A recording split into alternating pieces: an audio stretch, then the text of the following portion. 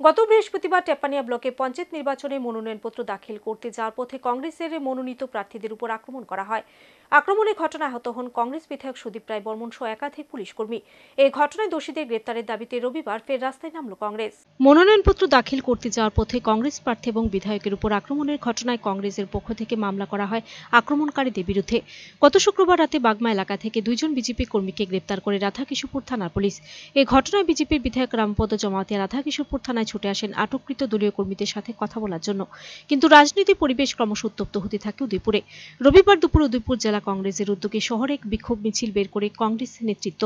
এদিন যুব কংগ্রেসের কর্মীরা শহরের রাজপথে মিছিল করে তীব্র আক্রমণ করেন স্লোগানের মধ্য দিয়ে শাসক দল বিজেপিকে। পরে মিছিল শেষে রাধাকিশোরপুর থানা ঘেরাও করে কংগ্রেস কর্মীরা। ঘেরাও কর্মসূচি শেষে জেলা কংগ্রেসের সভাপতি টিটন পাল সাংবাদিকদের প্রশ্নের উত্তরে জানান, কংগ্রেস বিধায়ক সুদীপ রায় বর্মনের উপর আক্রমণের ঘটনায় বিধায়ক একটি মামলা দায়ের করে আক্রমণকারীদের বিরুদ্ধে। কিন্তু পুলিশ যে দুইজন বিজেপি কর্মীকে আটক করেছে তারা ওই ঘটনার সাথে যুক্ত নয়। যাদের বিরুদ্ধে অভিযোগ করা হয়েছে তারা এখনো পুলিশের জালে গ্রেপ্তার হয়নি। যদি তাদেরকে খুব তাড়াতাড়ি গ্রেপ্তার না করা হয় তাহলে কংগ্রেস আরো বৃহত্তর আন্দোলন সংগঠিত করবে উদয়পুরের বুকে। এদিন কংগ্রেসের এই বিক্ষোভ মিছিলকে কেন্দ্র করে কেন্দ্রীয় বাহিনী ও স্থানীয় পুলিশের ব্যাপক নিরাপত্তা ছিল উদয়পুরে।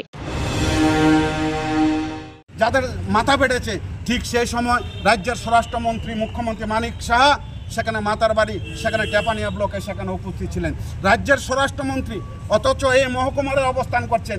অথচ সেই মহকুমার মধ্যে ত্রিপুরা রাজ্যের প্রভাবশালী বিরোধী দলনেতা বিধায়ক সিডব্লিউসি সদস্য রক্তাক্ত হচ্ছেন, প্রার্থীরা রক্তাক্ত হচ্ছেন। এই ঘটনার নিন্দা জানানোর সেখানে ভাষা আমাদের জানা নেই।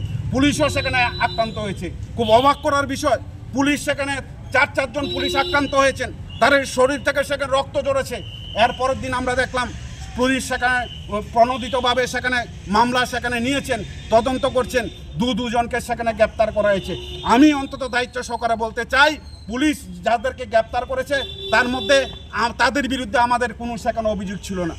আমাদের দল যে কমপ্লেন করেছেন সুদীপ রায় বর্মন, যিনি আক্রান্ত হয়েছেন, আমাদের সিডব্লিউসির সদস্য মাননীয় বিধায়ক যে অভিযোগপত্র করেছেন যাদের বিরুদ্ধে, তাদের মধ্যে কিন্তু ওই দুইজন যাদেরকে গ্রেপ্তার করা হয়েছে তাদেরকে কিন্তু সেখানে অভিযুক্ত করা হয়নি।